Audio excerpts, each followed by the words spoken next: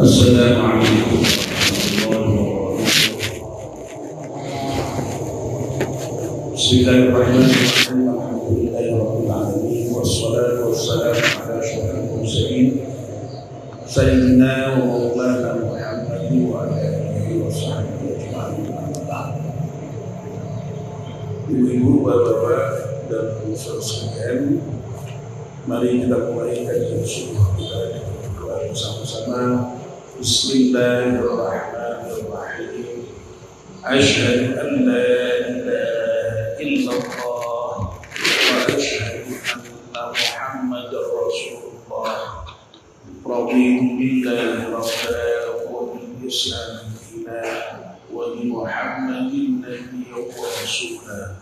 Rabbi zidni ilman nafi'an warzuqni fahman wa hukman wa alhaqni bis-shalihin. Amin. Bapak dan Ibu, kita masih membicarakan makna atau kandungan makna dari doa kunut, dan pagi ini kita membicarakan bagian yang terakhir sebagai penutup, yaitu wa sallallahu ala sayyidina Muhammadin nabiyil ummi wa ala alihi wa sahbihi wa sallam.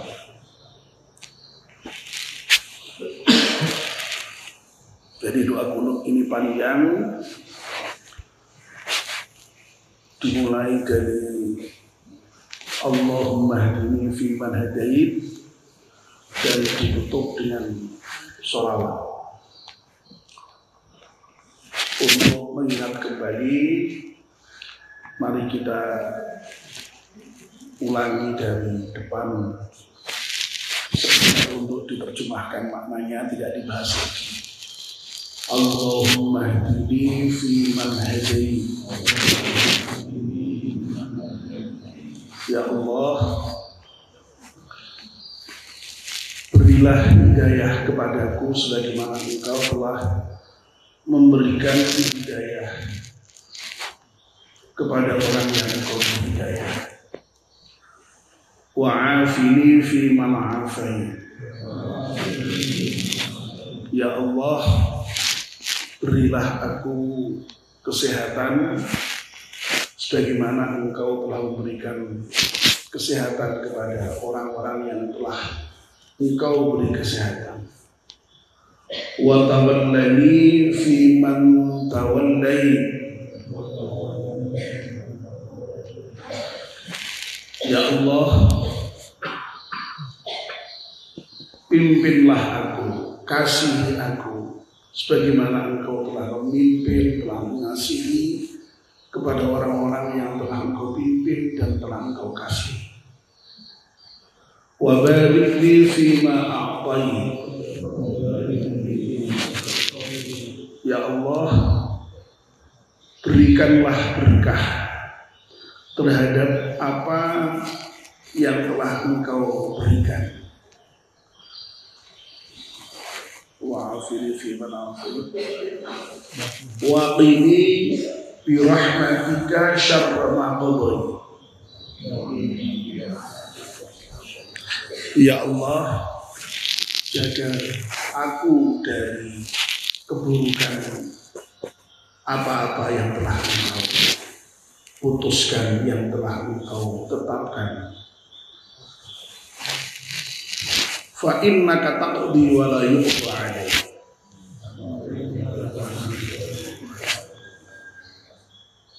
Sesungguhnya Engkau adalah Zat yang maha menetapkan, maha memutuskan, dan tidak ditetapkan, tidak diputuskan atas Engkau.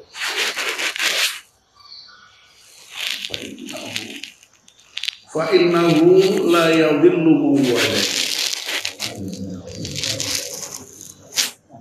Sesungguhnya tidak akan hina orang yang telah Engkau jadikan walimu, kekasihmu, orang yang telah Engkau pimpin, wala ya'izzu man 'adai, dan tidak akan mulia orang-orang yang telah engkau jadikan musuh. Tabarakta Rabbana wa ta'alait, maha suci engkau dan maha tinggi engkau. Falakal hamdu ala ma qadait, bagimulah segala puji atas apa yang telah engkau tetapkan, atas apa yang telah engkau putuskan. Lalu yang terakhir, astaghfiruka wa atubu ilaik. Ya Allah, aku mohon ampun kepadamu dan aku menyatakan diri taubat kepadamu. Nah, rangkaian dari awal sampai akhir itu merupakan gabungan antara doa, permohonan, dan puji-pujian kepada Allah Subhanahu wa Ta'ala. Nah, doa yang cukup panjang ini kemudian ditutup dengan sholawat. Wa sallallahu ala sayyidina Muhammadin nabiyil ummi wa ala alihi wa sahbihi wasallam. Semoga Allah memberikan rahmat, memberikan keselamatan kepada junjungan kita Nabi Muhammad sallallahu alaihi wasallam, Nabi yang ummi, Nabi yang tidak bisa membaca dan menulis. Demikian pula semoga Allah juga memberikan rahmat dan keselamatan kepada para keluarganya dan para sahabatnya. Sahabat dan ibu-ibu yang dirahmati Allah Subhanahu wa Ta'ala, salawat dan salam ini memang di dalam tata cara berdoa dimasukkan di dalam kerangka berdoa. Sholawat ini boleh dikatakan merupakan pasduknya doa. Doa itu kalau tidak diikuti dengan salam maka dianggap tidak sampai gitu kepada Allah Subhanahu wa Ta'ala. Ya, makanya ya semua para pendoa itu kalau dia berdoa, memimpin doa dengan formal, ya, selalu diawali dengan sholawat. Ya, selalu diawali dengan sholawat. Ya, Ustaz Mansur misalnya kalau berdoa ya selalu Allahumma sholli wa sallim ala Sayyidina Muhammad wa ala alihi washabbihi wasallim, lalu baru berdoa alhamdulillahirabbil alamin. Alhamdulillah, baru kemudian memuji-muji dulu, baru kemudian memohon dengan permohonan-permohonan. Bahkan kemudian di akhir juga kadang-kadang ditutup lagi dengan hamdalah dan sholawat lagi. Ini memang sekali lagi merupakan tata cara berdoa. Nah, di dalam doa kunut ini sekali lagi sholawat termasuk yang kita baca di dalam doa kunut itu, dan letaknya adalah di bagian akhir. Nah, sholawat sendiri ini memang merupakan doa yang oleh Allah sendiri perintahkan kepada kita. Perintahkan kepada kita orang-orang mukmin. Ya. Dan yang luar biasa terkait dengan perintah sholawat ini, di samping Allah memerintahkan, Allah sendiri melakukan. Nah ini yang apa namanya, tidak ada di dalam perintah Allah yang lain itu. Biasanya Allah memerintah ya memerintah saja. Pemerintah sholat ya sholat, pemerintah zakat ya zakat, pemerintah puasa ya puasa. Yang diperintahkan itu yang melakukan. Tetapi terkait dengan sholawat ini, Allah di samping memerintahkan, dia sendiri melakukan. Bahkan malahan pernyataan Allah itu melakukan sholawat kepada Nabi itu disampaikan terlebih dulu sebelum Allah memerintahkan kepada kaum mukmin, kaum yang beriman. Ayatnya saya kira kita semua hafal itu karena itu sering dibaca oleh para dai, ya. Para khotib atau juga kadang-kadang kita baca ketika tahlil, ya, sehingga hafal kita. Innallaha wa malaikatahu yusholluna 'alan nabi ya ayyuhalladzina amanu shollu 'alaihi wa sallimu taslima. Jadi sesungguhnya Allah itu innallaha wa malaikatahu, dan malaikatnya Allah itu yusholluna 'alan nabi, bersolawat terhadap nabi. Ya, nabi di sini adalah Nabi Muhammad sallallahu alaihi wasallam. Ya ayyuhalladzina amanu, hai orang-orang yang beriman, shollu alaihi, bersolawatlah kamu atas nabi, wasallimu taslima, dan bertaslimlah kamu pada nabi dengan salam yang sesungguh-sungguhnya. Jadi sholawat ini memang diperintahkan oleh oleh Allah Subhanahu wa taala langsung di dalam Al-Quran, dan keistimewaan perintah sholawat ini sekali lagi di samping Allah memerintahkan kepada kita kaum beriman, Allah sendiri juga melakukan sholawat kepada Nabi. Bahkan juga para malaikat juga bersolawat kepada Nabi kita Muhammad sallallahu alaihi wasallam. Nah, cuma makna dari sholawat yang dilakukan oleh Allah, sholawat yang dilakukan oleh para malaikat, dan sholawat yang dilakukan oleh kita umat yang beriman ini ya berbeda-beda maknanya. Kalau Allah itu sholawatnya itu ya berupa pujian, para malaikat dengan penghormatan. Nah, kalau kita ini doa, ya, mendoakan Nabi. Nah, doanya yang tadi itu, ya, semoga Allah memberikan rahmat dan keselamatan kepada Nabi kita Muhammad sallallahu alaihi wasallam. Nah, orang sok bertanya, loh, Nabi itu kan maksum, Nabi itu kan sudah dijamin masuk surga, tidak punya dosa, loh kok tidak didoakan ini? Padahal kita sendiri kan malah justru yang istilahnya malah saya butuh segala-galanya, ya. Nah, ini ada yang memberikan penjelasan, ya, justru Nabi itu karena sudah jelas masuk surga, tidak punya dosa, ya, sehingga ketika kita mendoakan Nabi mendapatkan rahmat dan salam itu sesungguhnya ibarat gelas itu sudah penuh dengan air. Ketika kita joki lagi, ya, dengan air itu luber.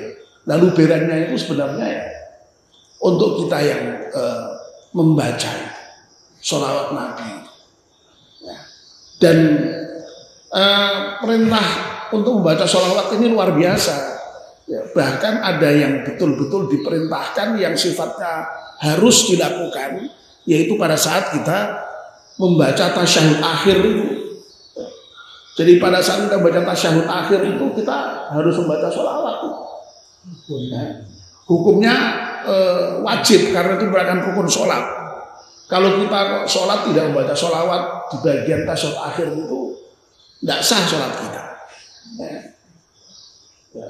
Dari mulai sehabis syahadat itu asyhadu an la ilaha illallah wa asyhadu anna muhammadar rasulullah, lalu kemudian Allahumma sholli ala sayyidina Muhammad wa ala sayyidina Muhammad dan seterusnya.